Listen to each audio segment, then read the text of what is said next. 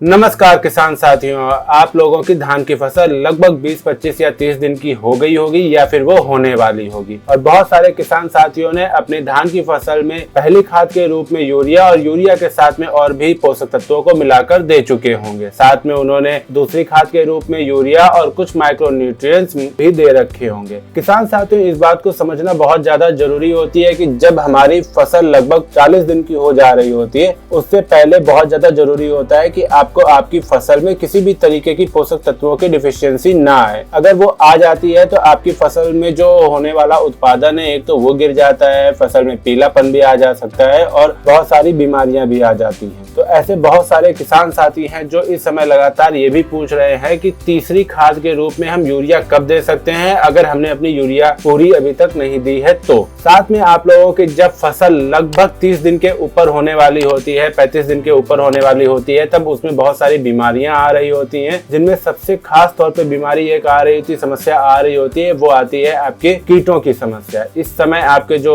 पौधे होते हैं वो बहुत मुलायम होते हैं और उसमें नए कल्ले भी आ रहे होते हैं जो कि आगे चल के पाउडर ट्रेलरिंग में कन्वर्ट हो रहे होते हैं। तो इस समय सतर्कता बहुत ज्यादा जरूरी होती है। इस समय कीट भी बहुत ज्यादा प्रकोप दिखाने की कोशिश कर रहे होते हैं, बहुत ज्यादा आपके पौधों में आने की कोशिश कर रहे होते हैं, जिसमें सबसे ज्यादा महत्वपूर्ण कीट जो होता है, जो आपकी फसल को नुकसान कर रहा होता है, वो होता है तना भेदक इल्ली और पत्ता लपेटक इल्ली। तना भेदक इल्ली होता है वो आपके तने के बीच में घुस जाता है और उसको वहां से खाना शुरू करता है, जिससे क्या होता है कि आपकी फसल में जो पौधे लगे वो पीले पड़ने लगते हैं और वो वहीं से खत्म हो जाते हैं। पत्ता लपेटक जो इल्ली होता है वो पत्तों को आपस में लपेटकर उसी में अंडे देता है, जिससे उनके बच्चे जब बाहर आ रहे होते हैं तो वो फसल के पत्तों को खा रहे होते हैं और भी बहुत सारा नुकसान कर रहे होते हैं। तो इन सावधानियों को जरूर आप लोगों को बरतना चाहिए। आज इस वीडियो में हम बात करने वाले हैं कि तीसरी खाद हमने कब देनी है और कितनी मात्रा में देनी है। दूसरी चीज हम बात करने वाले हैं कि जो हमारे फसल में अगर तना भेदक इल्ली और पत्ता लपेटक इल्ली आ गई है तो उसके रोकथाम के लिए आप लोगों को क्या क्या करना होगा। तो नमस्कार किसान साथियों, आप सबका स्वागत है हमारे YouTube चैनल किसान वाला जंक्शन में। अगर आपने हमारे चैनल को अभी तक सब्सक्राइब नहीं किया है तो चैनल को सब्सक्राइब कर ले, साथ में दूसरे किसान साथियों के साथ ज्यादा से ज्यादा शेयर करें ताकि वो भी इस वीडियो को देखकर अपना लाभ उठा सके। वीडियो अच्छी लगे तो लाइक और कमेंट करना ना भूले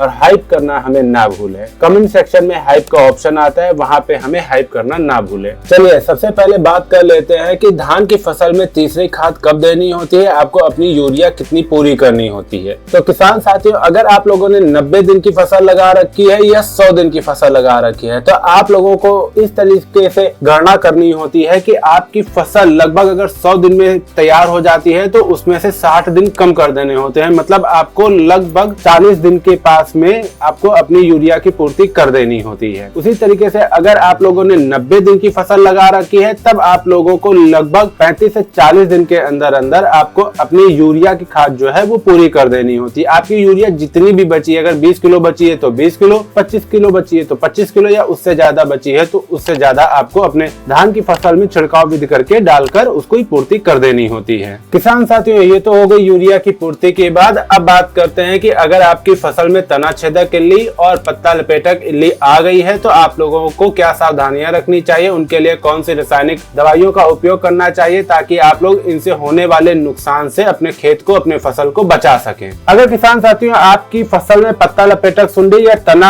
भेदक सुंडी आ चुकी है तो उसके लिए आप लोगों को कार्टाप हाइड्रोक्लोराइड, क्लोरोपाइरिफास या फिर इमामेक्टिन बेंजोइट जैसे कीटनाशक दवाइयों का उपयोग करना चाहिए। अगर आप लोगों के खेत में पत्ता लपेटक सुंडी आ गई है तो उसके लिए आप लोगों को कार्टाप हाइड्रोक्लोराइड 4G को बालू में मिक्स करके अपने खेत में बिखेर देना चाहिए, या फिर आप लोग इसकी जगह पे कार्टाप हाइड्रोक्लोराइड का 50 SP का छिड़काव भी अपने खेत में इसका भी स्प्रे कर सकते हैं। और अगर आपके खेत में तना छेदक इल्ली है तो उसके लिए आप लोगों को इमामेक्टिन बेंजोइट और कार्टाप हाइड्रोक्लोराइड का मिश्रण या फिर आप कोरोजन का भी छिड़काव कर सकते हैं। इससे ये होगा कि आपके फसल में जो भी कीट होगा वो आपका खत्म हो जाएगा। कार्टाप हाइड्रोक्लोराइड 4G को 8 किलो प्रति एकड़ के हिसाब से बालू में मिक्स करके आपको अपने खेत में बिखेर देना होता है। और अगर आप लोग कार्टाप हाइड्रोक्लोराइड 50 SP का उपयोग कर रहे हैं तो आप लोगों को 50 मिली दवा को 400 लीटर पानी में घोलकर स्प्रे करना होता है।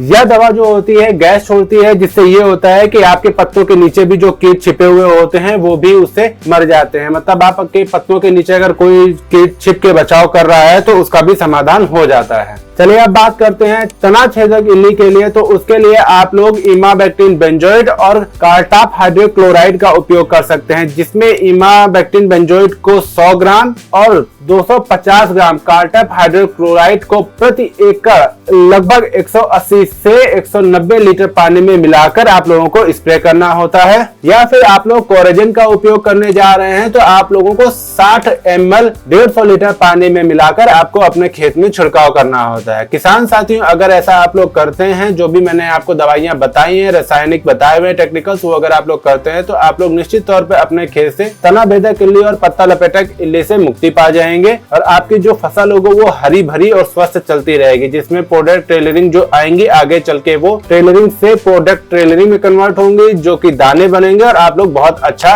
उससे उत्पादन प्राप्त कर रहे होंगे। किसान साथियों, एक सुझाव और देना चाहूंगा, अगर आपकी फसल में 5% से कम कीटों का प्रकोप है तो दवाइयों का या टेक्निकल्स का छिड़काव ना करें। उसके लिए आप लोग देसी उपाय भी कर सकते हैं, जैसे आप लोग नीम ऑयल का भी स्प्रे कर सकते हैं। इससे ये होगा कि आप लोगों के खेत में किसी भी तरीके का झटका वगैरह नहीं आएगा। अगर आप लोगों को इस वीडियो में दी गई जानकारी अच्छी लगी है तो वीडियो को लाइक करें, कमेंट करें और दूसरे किसान साथियों के साथ ज्यादा से ज्यादा शेयर करें, ताकि वो भी इस वीडियो को देखकर अपना लाभ उठा सके। अगर आपने हमारे चैनल को सब्सक्राइब नहीं किया है तो चैनल को सब्सक्राइब कर ले, साथ में वीडियो को हाइप करना ना भूलें। धन्यवाद।